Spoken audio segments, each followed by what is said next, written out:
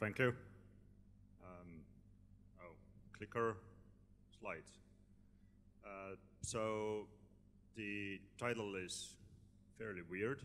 So my first question is, what's your expectation of a guest speaker at Pipedrive Data Engineering meetup with a presentation title like that? Let me start just pointing a finger to the previous presenter. Where did you go? There you are. So what's your expectation that I'm going to talk about?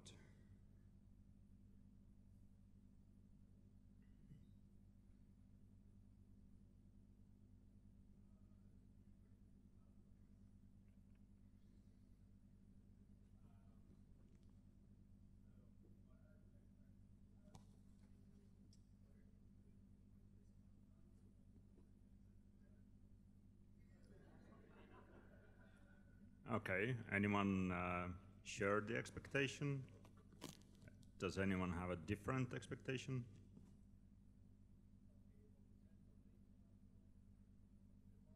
Okay, that makes a lot of sense.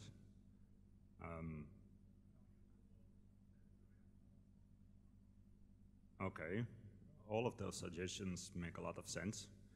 And these are made without any data, just seeing a guy between a guy in Pipedrive t-shirt doing a colorful presentation and another guy with Pipedrive t-shirt doing a colorful presentation, probably. Oh, he doesn't have a Pipedrive t-shirt, okay.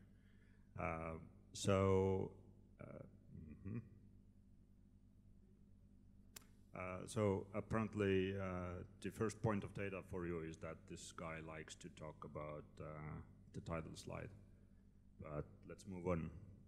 So the main topics are not related to sensor data at all, or rather, as it may become clear, completely are about sensor data. So I'm gonna talk about shared meanings, data engineering, expectations, reality, and disappointment, and then also people. It's really disjointed right now, but I promise I'll refer back to these and hopefully it makes sense in the end. I've thought about these topics for a long time, but I haven't really put together a presentation, so this is the first time, which also is setting your expectations right now about what the presentation could be or the quality of it. So, right, shared meaning. So the goal of communication is to create shared meaning, and that's between all of those four combinations between humans and systems. The human-to-human communication and shared meaning, for example, is me speaking here. We need to at least share a language and a way to transmit the communication. The sound system actually works here really well, so we have both of those things. And humans talking to systems, I click a clicker and the thingy goes to the next slide, so that also works. Systems speaking to humans, and this is where a bit of Starship comes in. For example, if a robot encounters a human on a sidewalk, the robot slows down and stops, and the message there is that I see you and please do go ahead. Or another example would be your laptop telling you that the battery is low, and the communication there is clear. You need to plug in your charger, and the message is also received. And then systems to systems. In case of Starship, the human intervention is getting to a very minimal level, so the servers are talking to the robots without any human intervention. The server tells the robot to move ahead for 5 meters, and after a few seconds the robot tells the server that that's done now, give me the next command. These all require shared meaning. For example, if any of the systems from perspective of data starts to, I don't know, transmit pictures instead of JSON, there's a complete communication breakdown. The receiving system just doesn't know how to talk the same language. And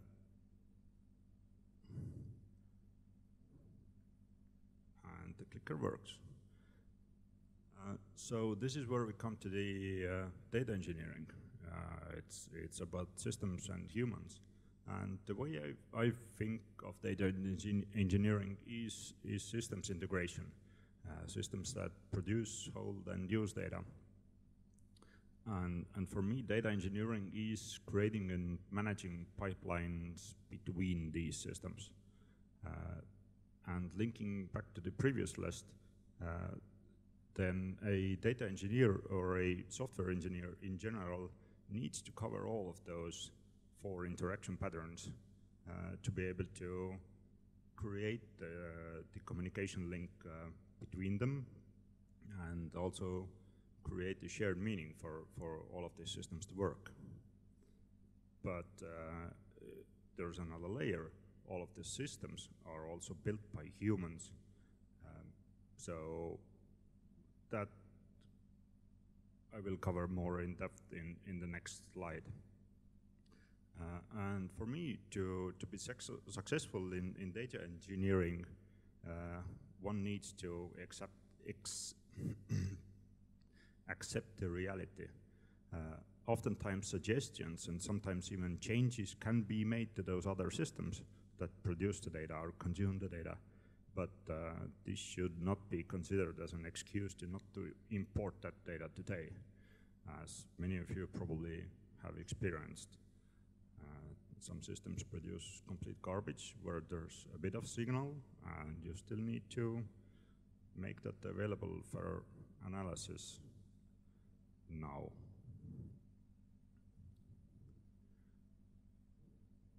Okay, not every time. Nope. Okay. Well, I had an expectation of it working on the first time. The reality was that it worked on third time. So there was a disappointment. So that's when the expectation is greater than reality. And it's a pretty easy relationship. And in general, it seems that changing the expectation is actually much easier than changing the reality. That's a very general rule to follow in life, just as a hint.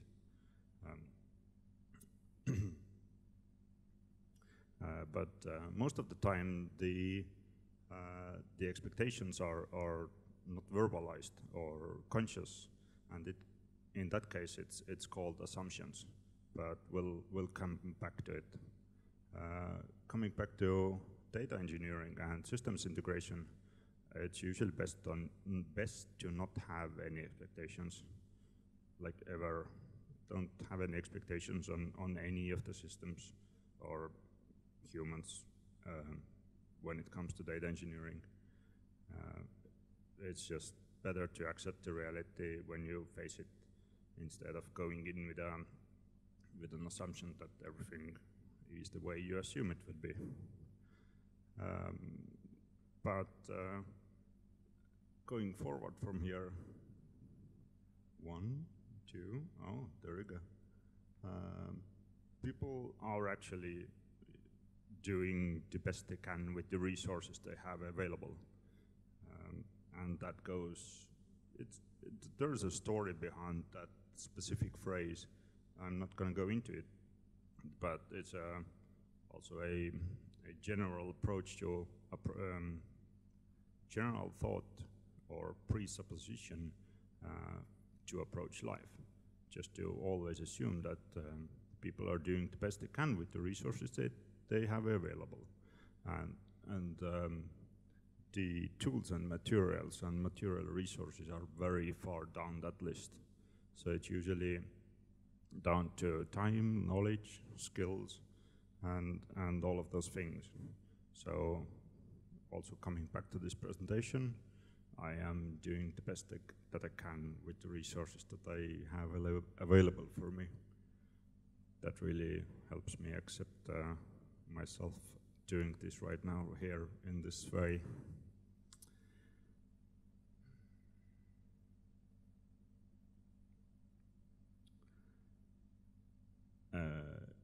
These resources though, and considering that everyone else is thinking of all those resources all the time, and assuming that people generally think about all of those things, that's an expectation that usually doesn't meet reality. Nobody can keep everything in mind all the time. So when you try, you may fall into analysis paralysis and nothing really gets done. So experience for me is like a gut feeling to make a decision based on incomplete data, where I hope to know which part of it is incomplete. And I'm also human and a data engineer, so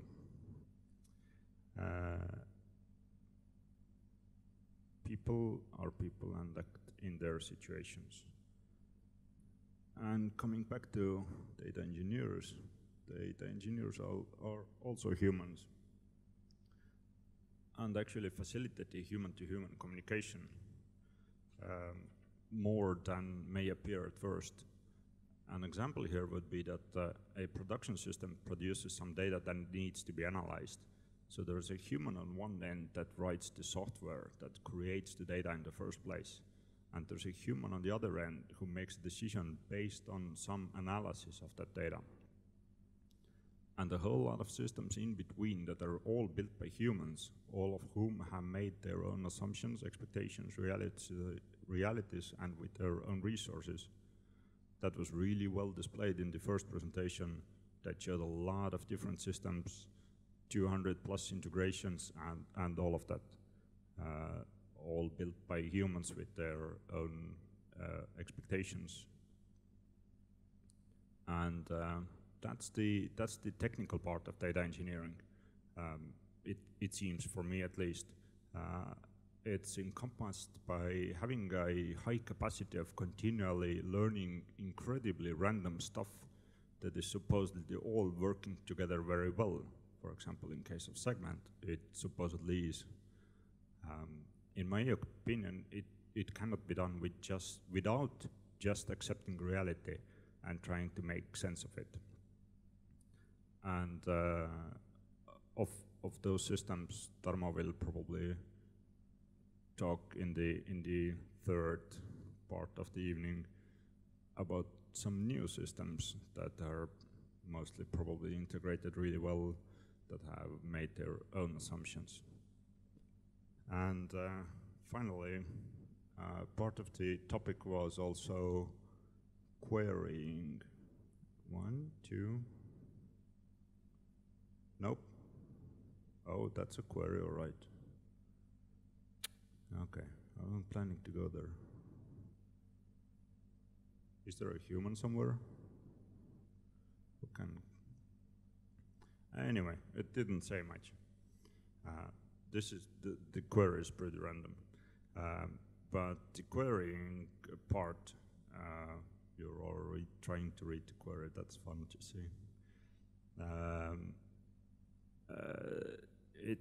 It's not really part of the presentation, but let me ask you or query you. How do you feel? Are you accepting the reality of this presentation, or are you disappointed? No answers, okay. That was just put here as a thingy I built, solving something in SQL, seeing if a point is inside a polygon, something that actually has to do with Starship. The robots are driving around in some areas. There's no other point than actually having a block of code in a presentation. But that's it, and I hope I created at least some shared meaning or pointed you in a direction to think more about the communication and the humans part in all of those systems that we are integrating in data engineering. Thank you.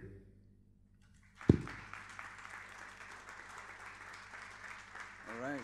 Do we have any questions for Lauri? Some philosophical questions about pessimism versus realism, maybe? No, it's just accepting question, really. Reality. Yeah. So where do you place the limit, like, to get philosophical here, between just in general? Please say again. So when you say accepting reality, how do you make sure that you are actually accepting the actual reality and not a more pessimistic way of it? Oh, I don't. It just it's a mindset thing, really, about trying to solve the problem in front of me without always going into the mode of, oh, come on, what is this crap? Why does this give me an error or anything like that? Every time I see a stack trace produced by Java that's like 40 pages long, I know where to look for the human readable part, and I just ignore the rest of it. So I'm trying to really accept the reality there. That happens a great deal in data engineering, trying to integrate all of the systems that all change, the data in there changes, and the humans that produce and consume it change as well. I don't think of myself as a pessimistic in that sense. Okay, thanks. Yeah, the Stoics had an interesting point of view about that. They always thought about preparing for the worst. Like, if you're prepared for the worst scenario, then you're usually fine. Well, sometimes I'm pleasantly surprised by something, usually food, and I didn't expect any or much, but whoever put that together there, I'm very pleasantly surprised. Definitely exceeded my expectations. So thank you. All right. Thank you again, Lauri.